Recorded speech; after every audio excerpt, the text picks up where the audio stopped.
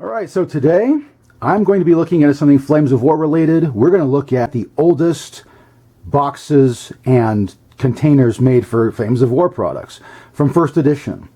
I have here one example. This is the 10.5 artillery battery from the Germans, and also from the Germans I have their original blisters. The Battlefront Miniatures Panther Type G. Notice something different about it. This is actually smaller than the original blisters. These are the blisters that even now you can get Flames of War tanks in. Individual resin vehicles come like this. They may have the white background or it's the red and green one. And this is the original one from a long time ago in a galaxy far, far away. This is the back of it. I don't see an actual date here, but I can assume because it's first edition that this was made between the year 2002 and 2005. So with this, I don't know what date it's made. It doesn't have like a date on there. If you can read that code and get some kind of date out of it, go for it, because I can't. So this is older than 20 years. This is more recent. I think this one was printed in 2012 or something. This one has the plastic tracks instead of the metal tracks, so there's that. So I'm going to go ahead and open these and show you what it's like. This one, I've never opened one of these before. I can tell you what's in that. It's still in the cellophane. Then again, I don't care about opening this. It's not really super collectible to me. I'm going to turn this 10.5 battery with some old Fallschirmjäger miniatures I have into a Fallschirmjäger 10.5 battery. So it's got a very soft matte printing job to it. Notice that the print job, it's primarily like a Soviet green. The logo hasn't really changed very much at all over the years, thank God. They kind of stuck to the original logo. The back, by the way, is notable. These, I'm going to be glad to get these miniatures. These are kind of rare to find. It's the spotter sighter that has the rangefinder. Very cool miniature to have. Comes with five RSO tractors. And this is the old diagram. First edition diagrams, and the diagrams in Ostfront and Africa looked like this. Then they went to the new layout we saw during second and third edition. Then fourth edition, of course, was different from that. But this is what we get. This box does have a date on it. 2005. So I do think they made quite a few of these boxes throughout 2002, 2003, 2004, and 2005. But I'm not sure. I don't know the actual printing dates they made these boxes at. I do know these boxes got used continually during the first part of second edition. They didn't switch to the second edition style boxes until a little bit into the edition. And like everything that you've seen in a Flames of War box, they kind of run like this. You open it. Inside a Flames of War box, you have a plastic clamshell with 7 or 8 different subsections. You can tell by looking over. This one has 8. They put the metals in one, the resins in the other. You get the bases for some reason. Now the bases should be the bases that go with the metal guys. The RSO tractors are molded with their own bases. That's how they did it generally back in the day. I do think some of the earlier, like if you were to get them out of this, they have a base you glue them to, because I have seen there be separate molds where you have a much more detailed kit you assemble to make your transport. However, if you ask me, having a fat solid transport solves you a lot of assembly time, and you can spend your assembly time assembling something you like to assemble, like infantry teams or your tank combatants. So I'm going to find the edge of it, pop this boy open. Come on. There's the edge. So, popping this guy open. I have 4 of the very, very old school. These don't even have like, the oldest school ones were made of a slick, almost rubber texture, but hard plastic material. So very slick material. I don't know what exactly this is made of, but it is glossy and slick, and it actually fits super glue really well. I haven't seen this ever. Most of the foam that I get from Battlefront is kind of a stiffer, darker gray. These are very soft, and they're white. I haven't seen this before ever. I didn't even know they used this. Oh, what's this? They literally have like a little, it's like a little redoutment with wood sticking out of it. That's kind of cool. It's like a texturing thing. So as promised, 5 RSO tractors. I actually kind of like these single piece resin pieces, really do appeal to me, and I like them.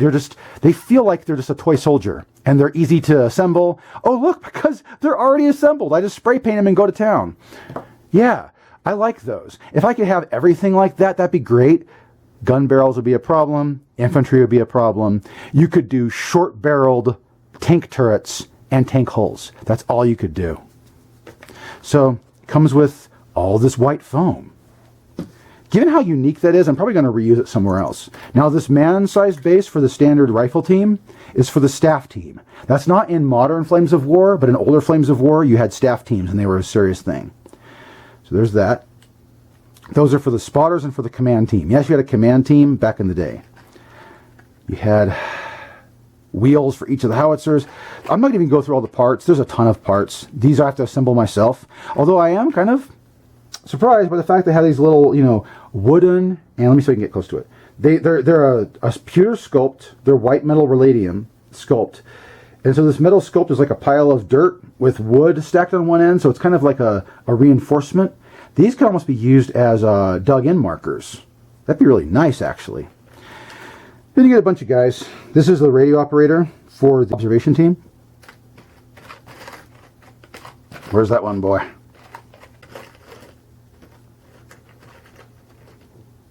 Here's my prized boy. The guy with the rangefinder. If I can, I'm going to recast him so I can put him in, like, the turrets of vehicles. Trust me, there's multiple different purposes for a German guy holding a rangefinder, and putting him casting him in resin and putting him in the turrets of plastic vehicles would actually be really dang cool. Go find yourself an artillery set for the Germans that has this rangefinder. You can use them for both the Hungarians and for the Germans. Makes a great tank commander option. So I pretty much just unboxed this. I mean, you see what I have here.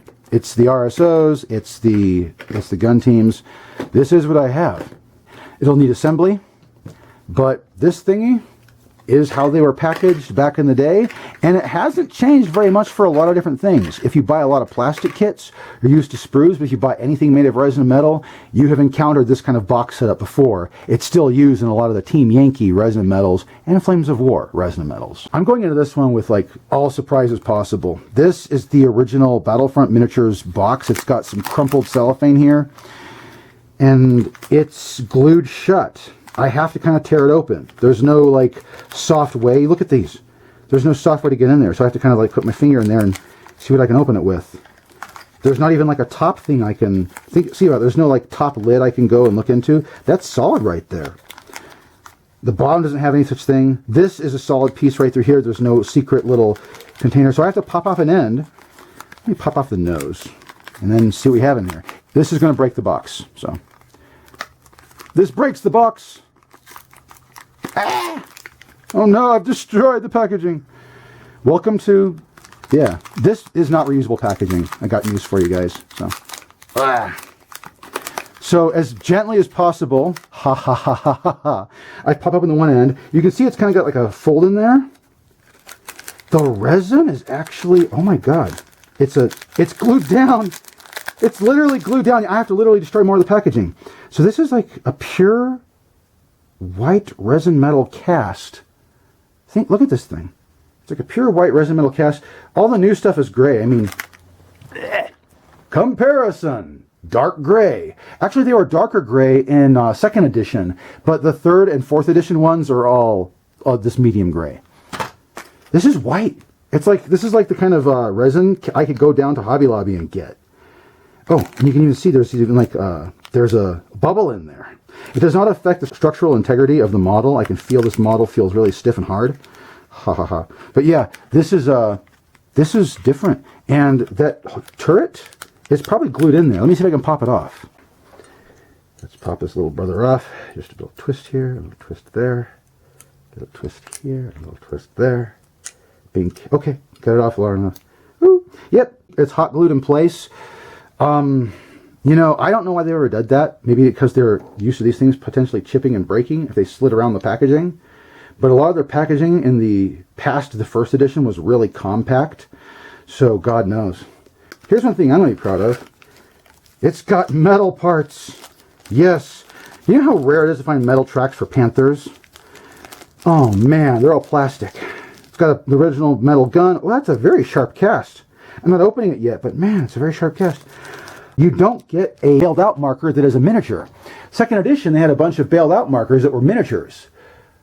I have a few of those. The German ones are really interesting because they have a wounded guy. They have a bunch of guys with like pistols and submachine guns. So you could actually use the guys with pistols and submachine guns mixed with a few helmetless riflemen from other sets to make German tank team rifle teams in case you're running like a Berlin German list where you get tank crews without tanks. Think about it. So that's really cool. This I like. I think I want to have an old school squadron of resin and metal Panthers. I already have two of them. The Panzerkanone, and then I have one that I got from a blister like this that didn't come with plastic. So yeah, here is the old school packaging for Flames of War. The box is still intact. So I can have this box as a display piece if I really, really wanted it. After all, it is good graphic design, and you can just carefully take them off, and they do make, you know, it's intact. This is a not so mint condition, but very close to it box. And I can use it to decorate my area if I really, really wanted to. So yeah, anyway, that's me opening a bunch of old Flames of War product. Thanks for watching my video. May the dice always roll in your favor.